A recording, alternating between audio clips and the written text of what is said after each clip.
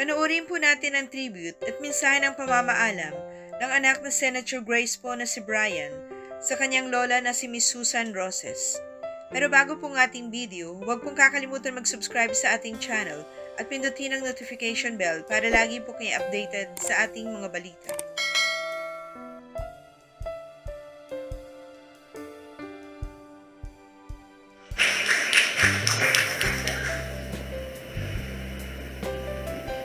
Buti na lang may tissue dito. So I stayed up until 5 a.m. last night trying to write something. It was only at around 3 a.m. na talagang nagsimula ako magsulat. So pabigyan mo ako if this is kind of all over the place. It's just there are a lot of things that were going through my mind. And last night, I've been working on the wake for the past few days, and it's only last night that I really got a chance to reflect.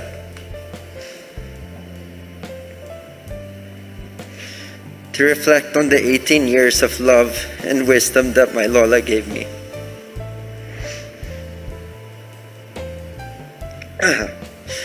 So I was only 12 years old when my grandfather passed, Papa Rani. And my only regret was that I didn't get to know him.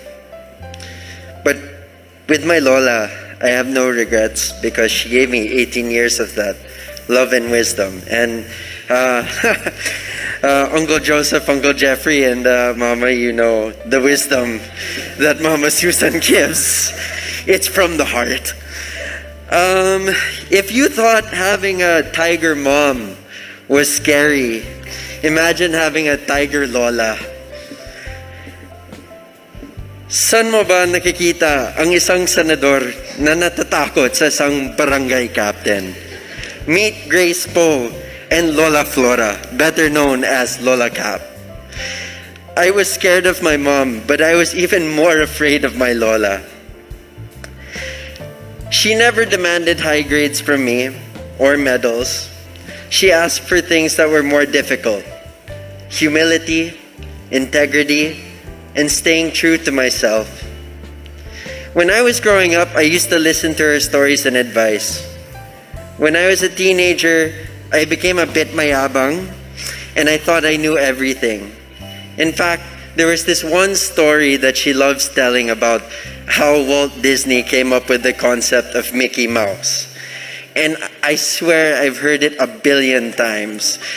So by the time I was 14, there was this one time, I remember we had a family gathering and we were out in the back of the lanai and she was making kwento again, the story of Mickey Mouse.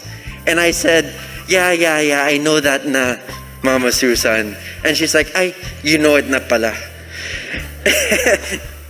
And I remember my mom talking to me after saying, why were you so masungit? And you know, ito ata yung tinatawag nilang teenage angst. So, I feel like during that time, my Lola wasn't too happy with me. Like my head had grown too big. And if there was anything my Lola hated more than anything else, it's people who were mayabang. So still, as my Lola, she still tried her best to guide me. And listening to everyone's stories, I realized that she wasn't just my Lola. She was everyone else's Lola. Mom, friend, sister. And so, let me just share with you some of the most memorable advice that I got from my Mama Susan. I've only been called to the house 3 times in my entire life. So, when my mom says, anak, I don't know what you did, pero tinatawag ka ng lola mo, you should go. I go. So you can imagine, this struck fear in my heart, but there was always good advice. It's just, maybe at the time I didn't realize it, but now that I'm older, I really understand and appreciate it. So the first time I got called to the house was in an awkward time in my life. I call it awkward because at this point in time, I was trying to be an artista. Yeah, so that was quite the phase. So she called me to the house probably because of how ridiculous I looked.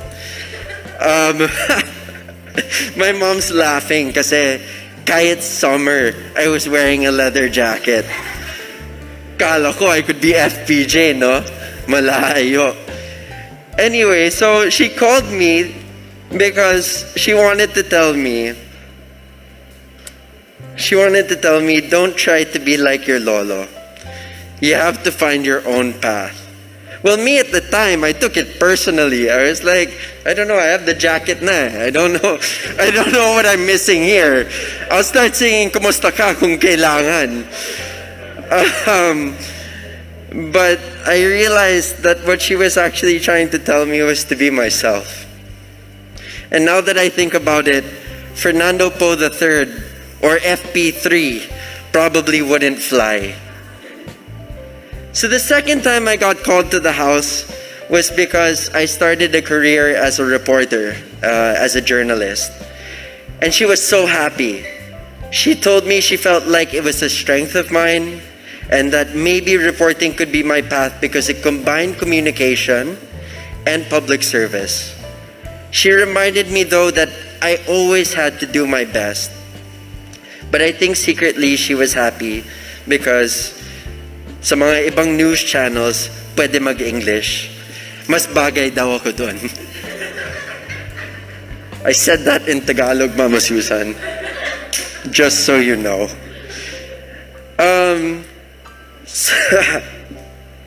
Now, the third time I got called to the house, it was for my love life naman. So she told me, think about who you will end up with. And I was like, oh, here we go. Dahil siyang magiging nanay ng mga anak mo. Isipin mo mabuti. Kasi kung puro sexy lang yan, anong sasabihin ng mga classmates ng anak mo?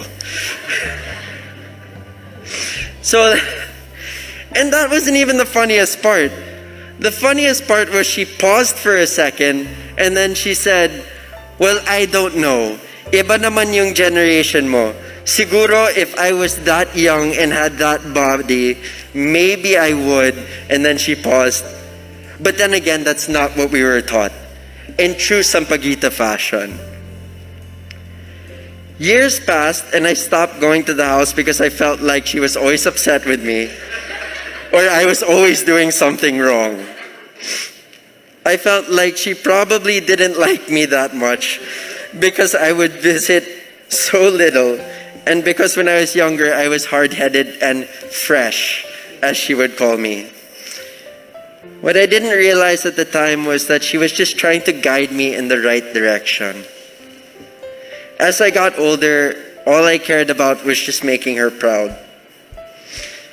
So every achievement, every certificate, every feature, I would send it to her hoping she would be proud of me. Especially when I was awarded as People Asia's Men Who Matter, not because of the award, but because the cover of the magazine was none other than Hyun Bin.